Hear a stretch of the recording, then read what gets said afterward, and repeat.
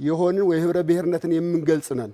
ከዚህ አንፃር ህገ መንግስቱ በተቀመጠበት አግባብ የብሔር ብሔረሰቦችንና የህዝቦችን መብት አክብሮ እንዲሄድ የሚያስችል አተገባበር መሬት ላይ መሰራት አለበት የሚል ትልቅ እምነት አለን።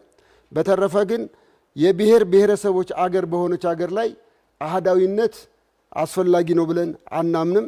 የሁሉም ህዝቦች በህዝብነታቸው ተገልጸዋል፣ ብሔር ብሔረሰቦች በብሔርነታቸው ተገልጸዋል። ስለዚህ የኢትዮጵያ የብሔር ብሔረሰቦች አገር ስለሆነች የብሔር ፌዴራሊዝሙ አሁን ካለበት በተሻለ ሁኔታ አሁን ባተገባበር ምክንያት የብሔር ፌዴራሊዝም ችግር እንደሆነ ተደርጎ እየተገለጸ ነው ያለው። ይህም የሆነበት ዋና ምክንያት አተገባበሩ ነው። ፌዴራሊዝሙ የእያንዳንዱን ብሔር ብሔረሰብ ማክበር ሲገባው በተግባር ላይ አላከበረም። ያላከበረበት ምክንያት አንዳንዱን በጣም ትልቅ ብሔር በማድረግ ሌሎች ብሔሮች እንዲጨቆኑ በማድረጉና ይሄም ከህገ መንግስቱ እሳቤ ውጭ በመሆኑ ምክንያት ብዙ ሰዎች በተሳሳተ መንገድ እንዲያዩት ተደርጓል። የሰላም ለኢትዮጵያ ጥምረት ይህንን አካሄድ ያወግዛል። ስለዚህ ሰላም ለኢትዮጵያ ጥምረት ቢመረጥ ፌዴራሊዝሙ የብሔር ብሔረሰቦችና የህዝቦችን መብት ያከበረ እንዲሆን መሬት ላይ ያለውን ነገር አስተካክሎ ይሰራል። ህገ መንግስቱ የሰብአዊ መብቶችና የህዳጣን መብት የሚያከብር ሆኖ እንዲቀረጽ ወይም ደግሞ አሁንም ያለው ተጠናክሮ በተግባር የህዝቦችና የህዳጣን መብት እንዲያከብር ችግር በጊዜ ሂደት መፍታት ይሻላል። የኢትዮጵያ ብሔር ብሔረሰቦችና ህዝቦችን በተደጋጋሚ የምታነሱ ፓርቲዎች ሌላው ይቅርና ብሔር ብሔረሰብ ህዝብ ማን ነው የሚለውን እንኳን ትርጉምና ብያኔ እንኳን አልሰጣችሁትም። ታውቁታላችሁ ወይ? ማን ነው ብሔር? ማን ነው ብሔረሰብ? ማን ነው ህዝብ?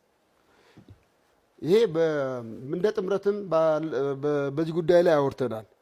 የህገ መንግስቱ አተረጓጎም በግልጽ ይሄንን ያክል ወይ በህዝብ ብዛት አስቀምጦ ይሄን ያክል ህዝብ ሲሆን ብሔር ይባላል፣ ይሄን ያክል ሲሆን ብሔረሰብ ይባላል የሚባል ነገር አይደለም የተብራራው። እዛ ላይ የተቀመጠው ነገር እና እኛ የምንረዳው ብሔር ብሔረሰቦች የሚባሉት የራሳቸው ማንነት ያላቸው ህዝቦችን ነው። ሁሉም ህዝብ የራሱ ማንነት አለው። ሁሉም ህዝብ የራሱ ማንነት አለው። ታውቁታላችሁ ወይ? ክልሉ የራሱ ማንነት አለው። ክልሉ የራሱ ማንነት አለው። የራሱ ማንነት የተገለጸው በአስተዳደራዊ ሁኔታ ነው። እኛ ውስጥ ያለን ግን በየክልሉ ውስጥ ያሉ የብሔር ብሔረሰቦች ግን ክልሉ በተሰየመባቸውና ራሳቸውን አግዝፈው በሚያዩ ከህገ መንግስቱ ውጭ በሆኑ እየተጨቆነና እየተገለለ ነው ያለው። ስለዚህ ይሄ ነገር እንዲቀር እንፈልጋለን። እኛ ብንመረጥ ይሄንን ነው የምናደርገው። ህገ መንግስቱ ላይ የምታሻሽሉትና የምታስቀጥሉት ምንድን ነው? ሁላችንም ኢትዮጵያውያን የተጸየፍ ነው። አንቀጽ 39 የሚባለው አንቀጹ አይደለም። መገንጠል የሚለው ባይኖር እንመርጣለን። ያንን የህዝብ ውሳኔ ከሆነ ያንን እናስቀራለን። ከዛው የአገው ህዝብ እርሶ የወከሉት የአገው ህዝብ በአንድ በኩል ተጨቆን ይላሉ፣ በሌላ በኩል የጭቆና ዋስትና ተብሎ የተቀመጠውን አንቀጽ ይቃወማሉ። አዎ የፈለገ ያክል እንጨቆን እንጂ እንገንጠል የሚል ጥያቄ የለም። ህገ መንግስቱ ያስቀመጠው አለ። ህዝበ ውሳኔ ተደርጎ ነው ክልል የሚመሰረተው። በዛ መሰረት የአገው ብቻ ሳይሆን የተለያየ ቦታ ላይ ጥያቄ የሚያቀርቡ ምክንያታቸው በቂ የሆነ ክልልም የሚጠይቋሉ፣ አቶ አላምረው የማንነት ጥያቄ የሚጠይቋሉ። ካሁን ቀደም ከናንተ ፓርቲ ጥምረት አመራሮች ጋር ባደረግነው ቆይታ የጥምረቱ አቋም ዜጎች በዜግነታቸው መብታቸው እንዲከበር ነው ይላሉ። እርስዎ ደግሞ የዜግነት መብት ሳይሆን የብሔር መብት ወይም ደግሞ የቡድን መብት ማስከበር እንፈልጋለን።